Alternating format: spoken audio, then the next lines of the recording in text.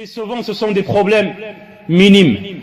Ce sont des problèmes qui demandent juste une discussion, qui demandent juste une compréhension. Nous avons parlé un petit peu sur les droits de la femme, sur son mari. Malheureusement, beaucoup de maris ne connaissent pas les droits de leur femme. Au contraire, ils prennent ces droits-là comme c'est une charité, comme c'est une aumône, comme c'est un don qu'ils lui donnent. À chaque fois qu'il lui ramène un repas, elle lui fait le rappel. T'as vu? Je t'ai amené un repas. Mange. Sans moi, tu seras dehors de cette maison. Tu n'auras pas de maison. Sans moi, qui c'est qui t'aurait acheté cet habit? Et ainsi de suite. La femme, elle entend ces mots comme un couteau qui plante son cœur. L'homme, il n'a pas compris que ce qu'il donne, ce n'est pas une charité.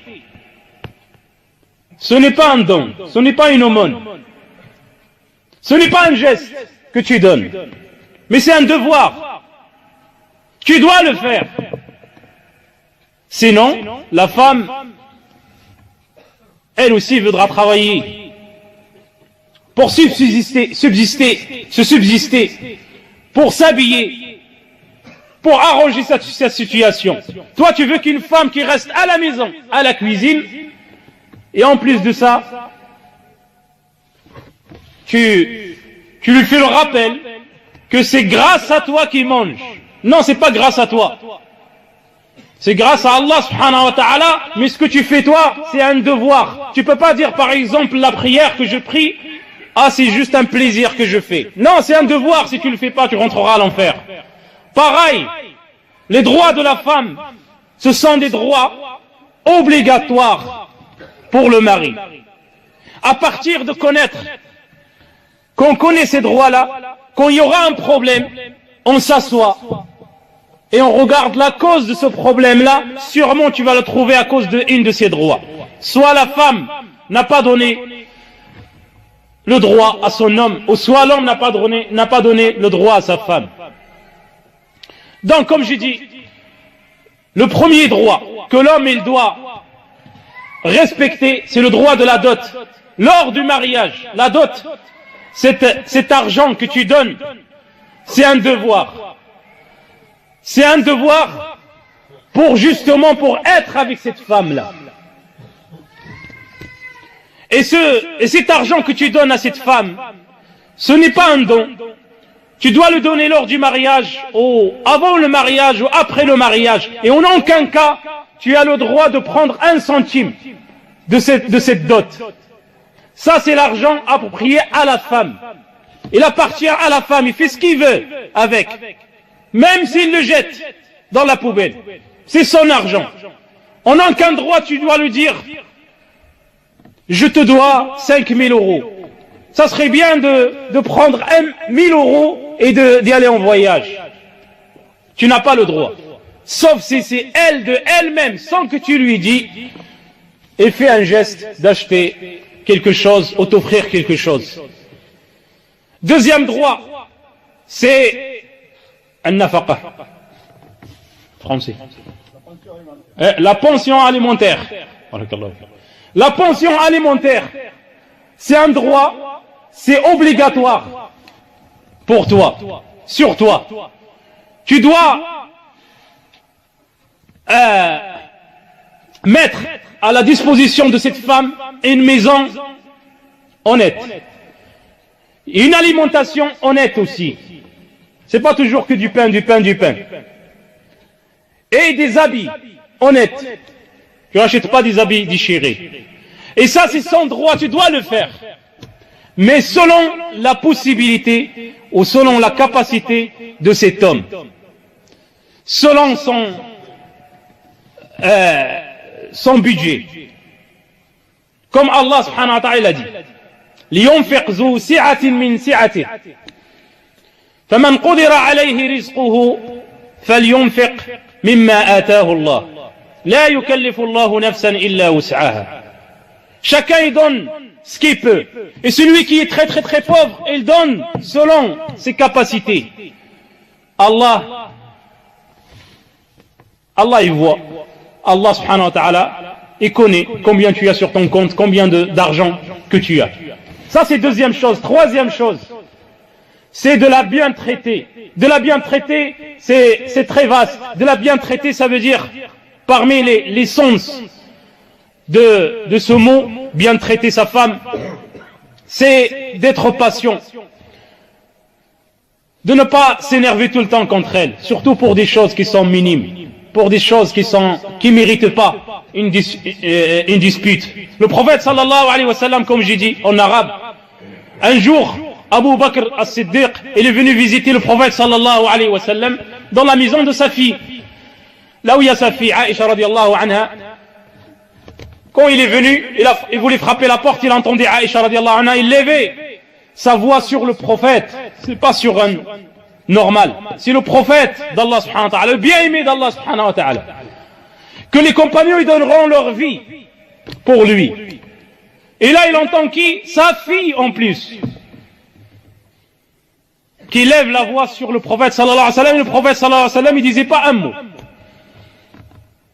Et quand il est rentré à Abu Bakr, il est parti directement pour frapper sa fille. Il a dit, tu lèves ta voix. Le hadith, il est dans Sunan Abi Daoud. Il a dit, tu lèves la voix sur l'envoyé d'Allah. Je vais te... Et le prophète sallallahu alayhi wa sallam, il est venu, et il s'est mis entre lui et sa fille. Et quand il a fini, quand il a cessé de s'énerver, Abu Bakr, le prophète sallallahu alayhi wa sallam, il a souri. Il a souri, il s'est retourné vers Aïcha radiallahu anha, il a fait un sourire. Il lui a fait un sourire en lui disant, t'as vu comment je t'ai protégé?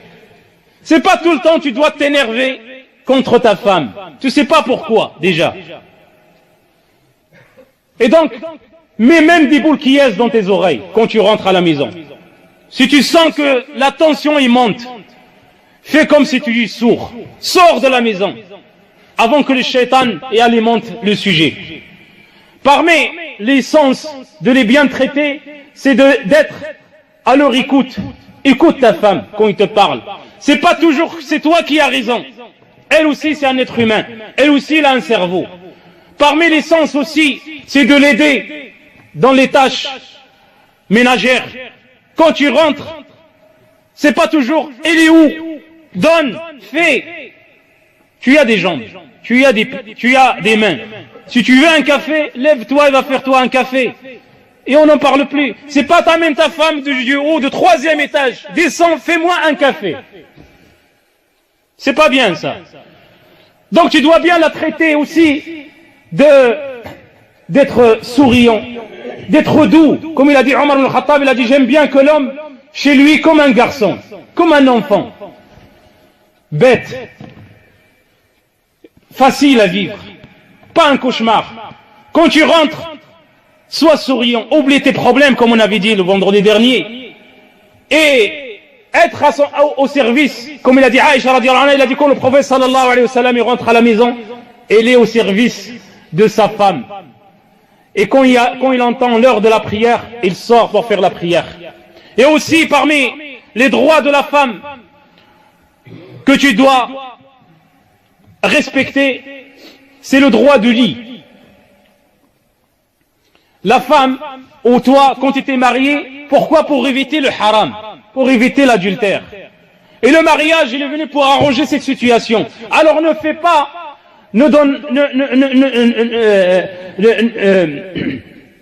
quand tu es chez toi, pour un moindre de problème, tu touches pas ta femme pendant des semaines et des semaines.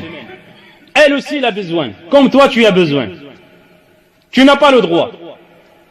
Sauf dans des cas précis et c'est limité. Pas des mois, un an. Après, ne t'étonne pas qu'un des deux, comme la femme aussi, tu me touches pas jusqu'à ce que tu m'achètes une Ferrari. Après, ne t'étonne pas que cet homme, il va voir d'autres femmes. Ne t'étonne pas que la femme, il va voir d'autres hommes. C'est un besoin. Et c'est pour ça que les savants ils disent que la femme a le droit de demander le divorce. C'est son mari ne lui donne pas le droit au lit. Aussi, le plus important pour finir, c'est apprendre à sa femme la religion. Le plus important. Si on n'a pas la religion, on n'a pas la baraka. Si on n'a pas la religion, on n'a pas l'aide d'Allah subhanahu wa ta'ala. Si on n'a pas la religion, les enfants ils sont dans un impasse. Tu dois, avant de demander manger, boire et un café, demande à ta femme si elle a fait la prière. Rappelle-la, peut-être elle a oublié, pas la gronder. Juste fais comme si tu as... Ah, c'est l'heure de la prière, t'as dû oublier.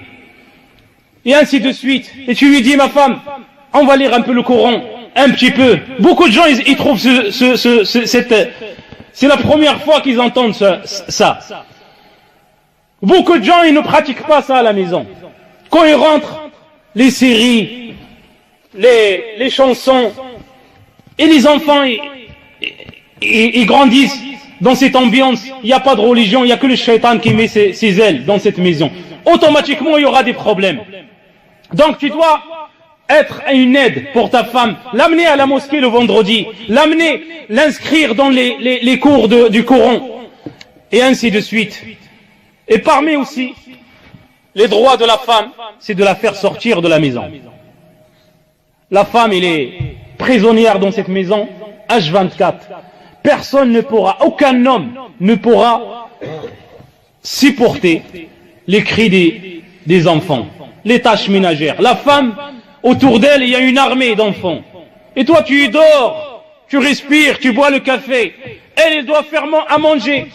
Elle doit faire le ménage. Un enfant qui pleure, un enfant qui s'est blessé, un enfant toute la journée et tous les jours. Et de temps en temps, Akhouya,